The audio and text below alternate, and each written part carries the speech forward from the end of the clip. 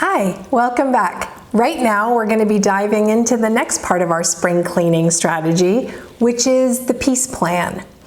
And this really goes to the very heart of what winter was for us. So when you remember winter, there were conflicts that happened in your family.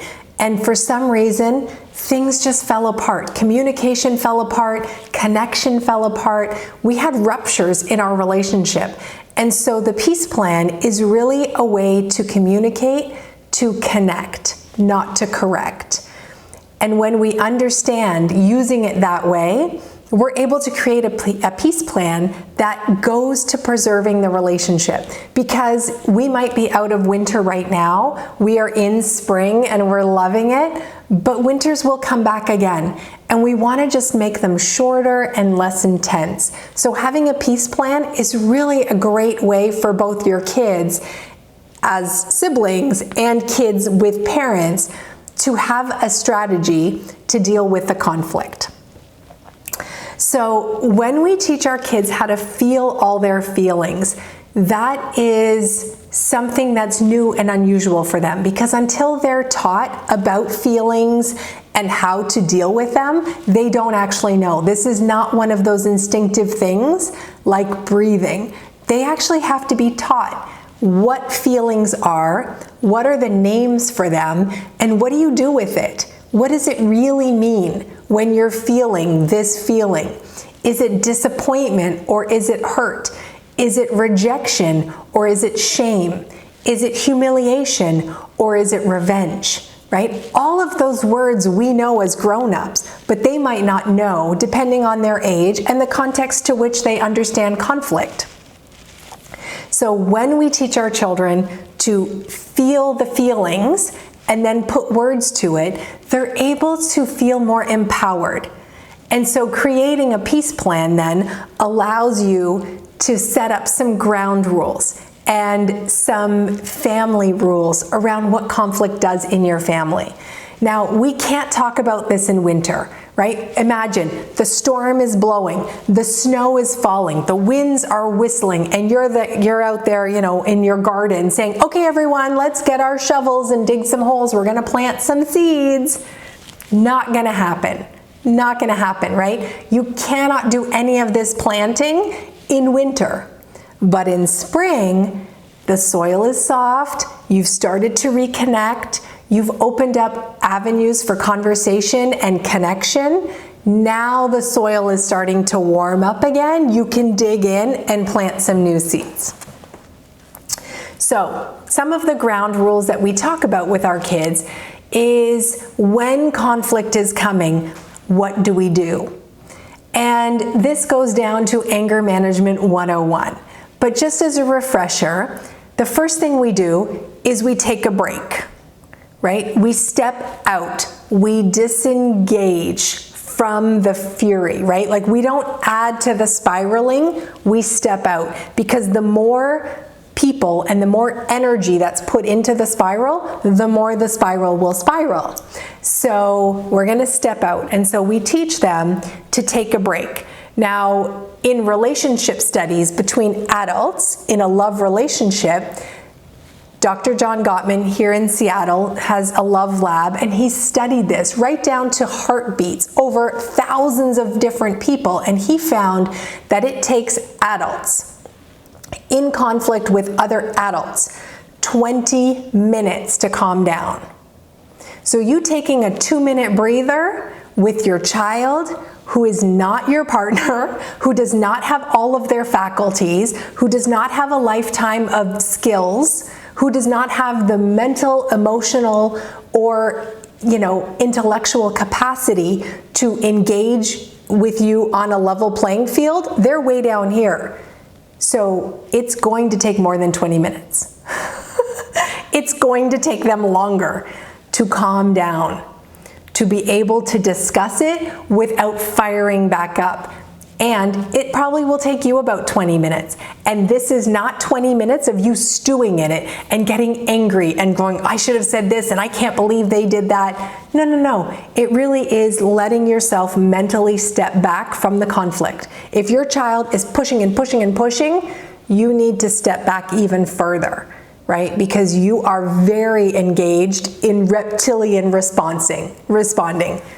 It is not even something that your thinking brain can handle. So when you've got to that point, it's no less than 20 minutes. When you come back together, it is absolutely critical to ask questions instead of giving communication. So communication is a circuit, and there's speaking and there's listening, and it needs to flow. And if you only come back to the interaction with your child and push content and push words and push phrases and all the other things that you might want to give them, the circuit is broken. So start with questions. Start asking, what do you think happened? You know, when things like this situation, and you can mention a specific situation, I'm sure they'll remember it. Remember when you took that toy from your sister and she hit you over the head and then you came back and hit her twice as hard? Remember that? Can we just talk about that for a little bit? Because I just want to understand it. Like, I want to understand how you felt. And I want to know what we can do next time so it doesn't get to that. Because then you were both really hurt and you were really crying. And I just don't want to see you sad, and I don't want to see you hurt. So let's break that down a little bit. If there's 2 kids involved, definitely set a timer or be involved in the conversation, not to referee, not to pick sides, but to hold space and say, oh, I know you want to talk about that. I know you want to tell me your point, but right now we're letting your sister tell her side. And I want you to help encourage them to listen to understand, not just to listen to reply. Because they'll say, no, you picked up the stick first, and they get stuck in that, right? So maybe it's too soon to have the conversation, or maybe they just need to practice taking turns. And so when she's done, then your other child can talk and really create this circuit of understanding. Can you see why your sister might have felt sad that she came home and her favorite toy was missing? Because she had a really rough day and she really wanted her toy and it was gone. Can you understand that? Most times children will be like, yeah, I didn't think about it when I went in and took the toy, but I can see why she was sad, right? But they don't get there on their own. They get there when you guide them there. So this is part of the peace plan, is having this open circuit of information flowing through all of the players. Then, when they understand each other and they get to a natural close, if there are consequences to be had, ask them what they think the consequences should be. Oftentimes 2 things happen. One, they have no consequences. They're like, no, everything's great, we should just forget it. Or they pick consequences like super intense, more like 10 times worse than we would ever give them. And it's like, oh, wow, that would really, really make you feel heavy, or that would really make you, think about this twice. I think you actually do know that it's important that we ask to borrow somebody's things. How about we do this? How about you do 3 nice things for your sister in the next week? Just 3 very kind, very nice things for her.